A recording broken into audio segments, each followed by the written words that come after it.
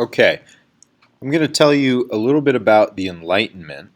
You might have studied this in history or philosophy or some other kind of a class, but we're going to study it because its ideas are going to have a really important impact on not only American literature, but just the formation of American culture.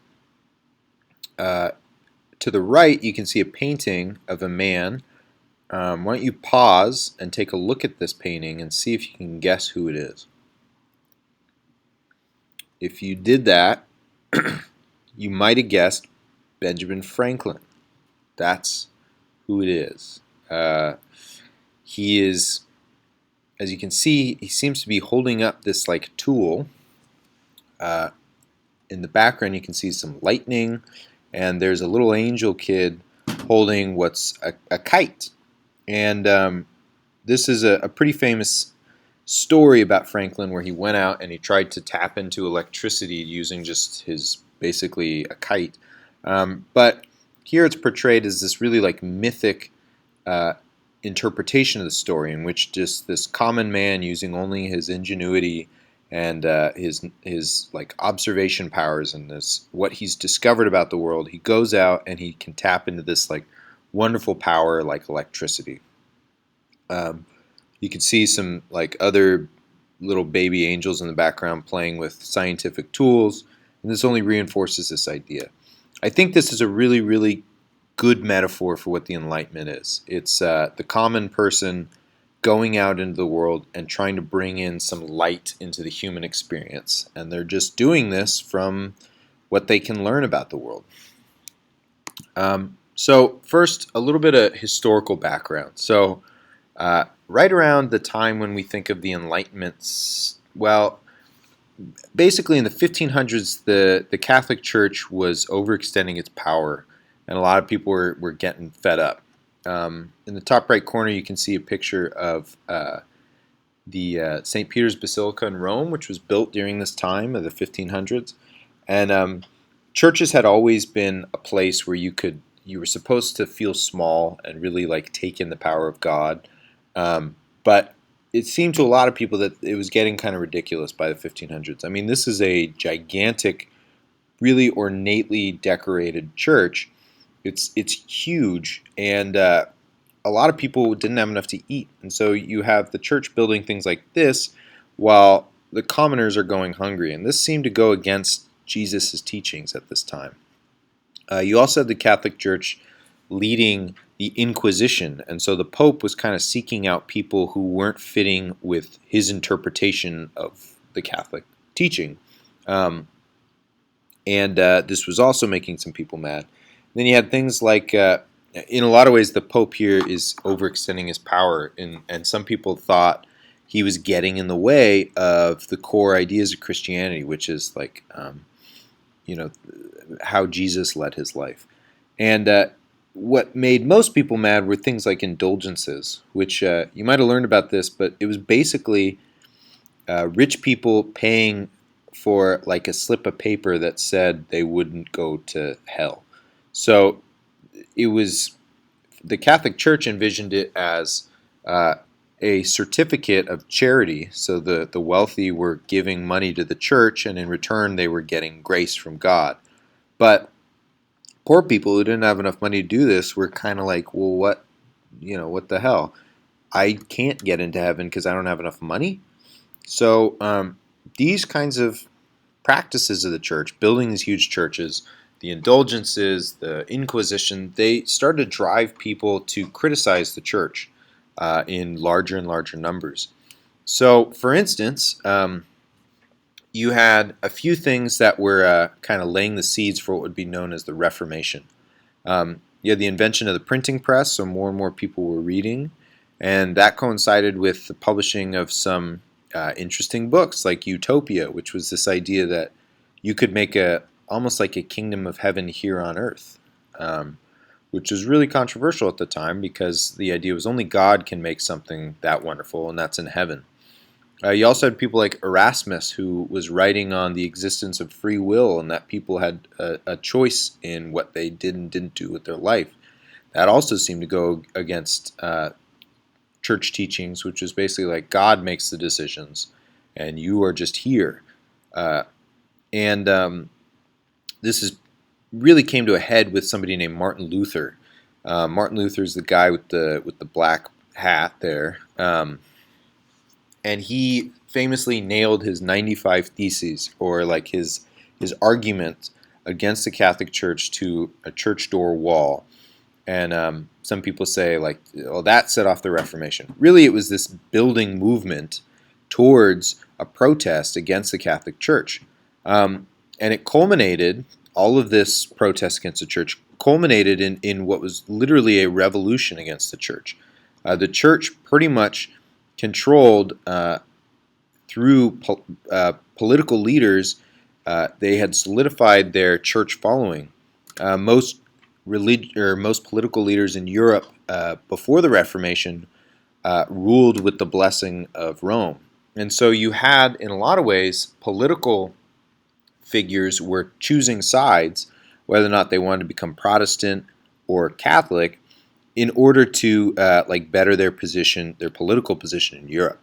And so you had German towns and basically fighting in the streets throughout Europe, which became known as the 30 Years' War between Protestants and Catholics. And this was financed by political leaders. So in a lot of ways, you had Europe kind of exploding into chaos. For the most part, Southern European countries tended to go Catholic. Northern European countries tended to go Protestant, basically from geography.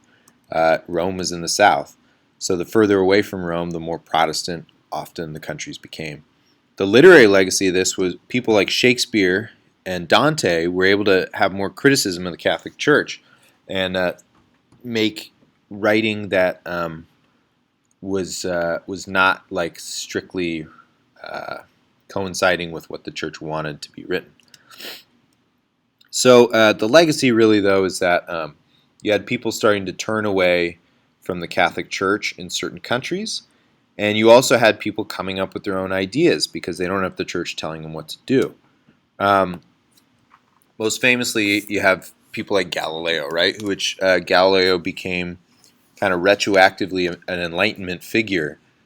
He was executed for his ideas, but he still pursued them doggedly in order to find truth. And so here's a painting of Galileo, which was painted during the Enlightenment. So we're going to look at just real quickly England and the Netherlands and how they dealt with the Enlightenment before we get to the United States. So England had the Anglican Church. It was a Protestant church that was formed during the Reformation. It became the official Church of England. But you had extreme sects of this church, or of Protestantism, like Puritans and Calvinists and Quakers, who started to gain power because they kind of riffed off of what the Anglican Church was doing. And some of them, like the Puritans, actually sought religious freedom elsewhere because they had their own interpretations of the church.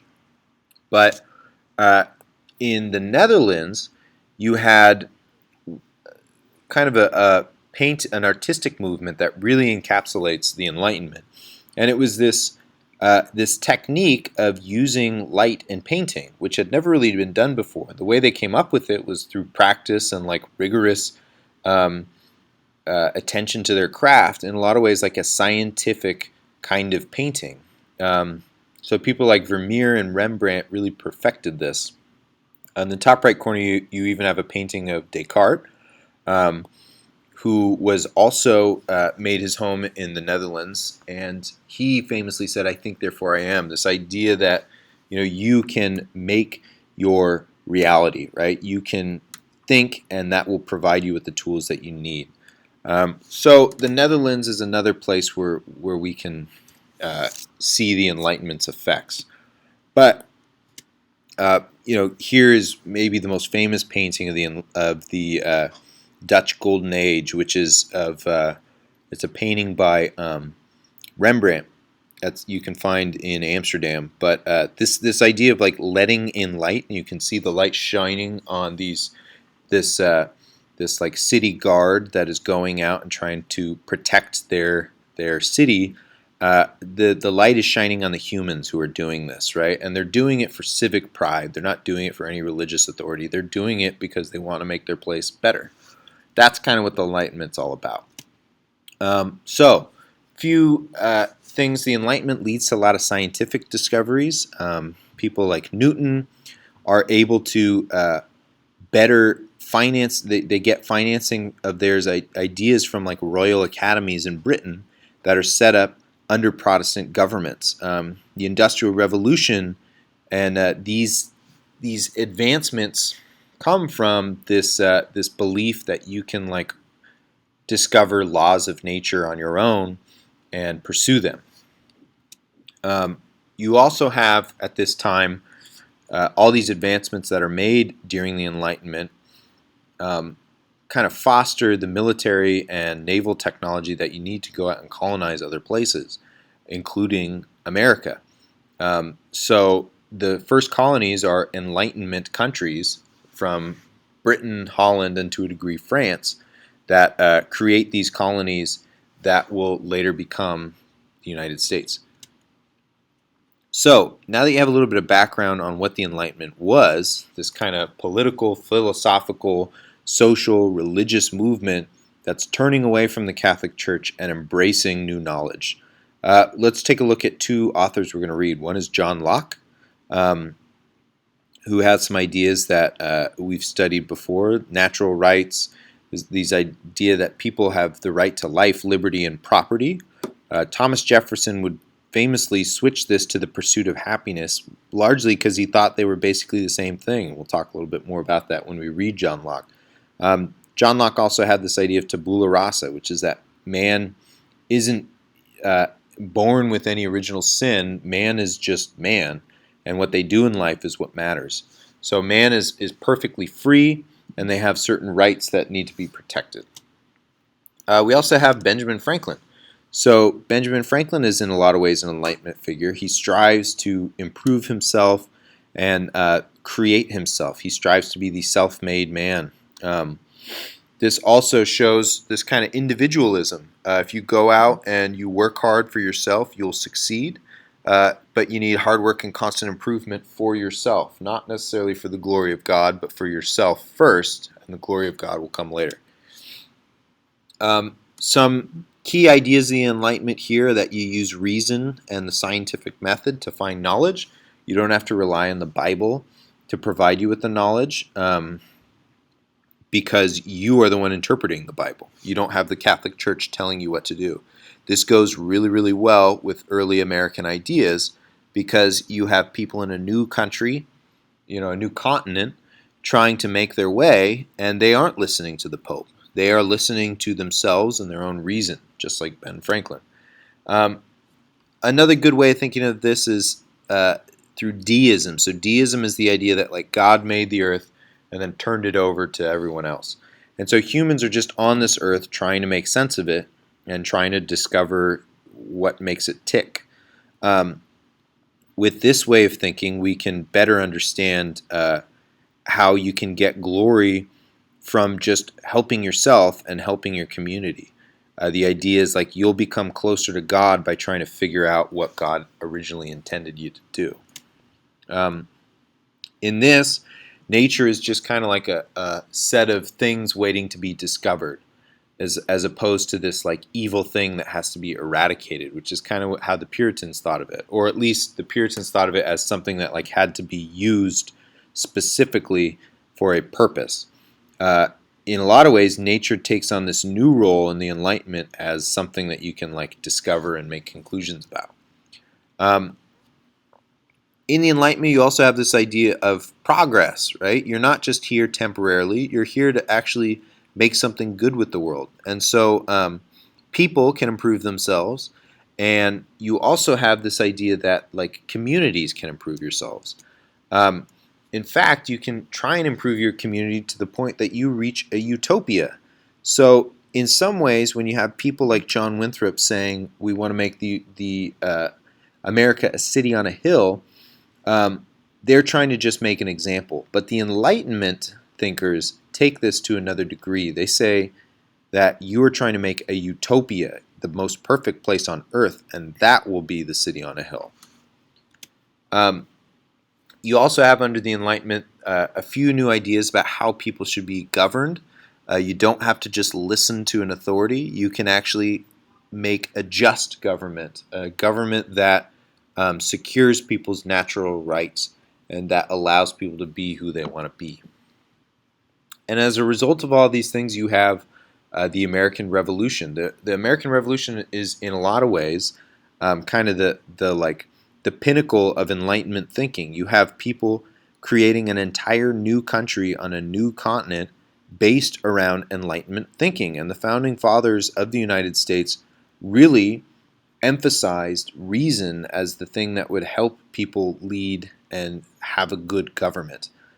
It wasn't like appealing to God necessarily. It was appealing to man's reason to be what would, that was what was going to make the United States a good country. So really what the Enlightenment is it's this turning to reason as opposed to God to find the answers for you. So that's it. I hope you can see how the Enlightenment is a shift away from Puritanism and a shift towards reason and scientific thinking. There you go.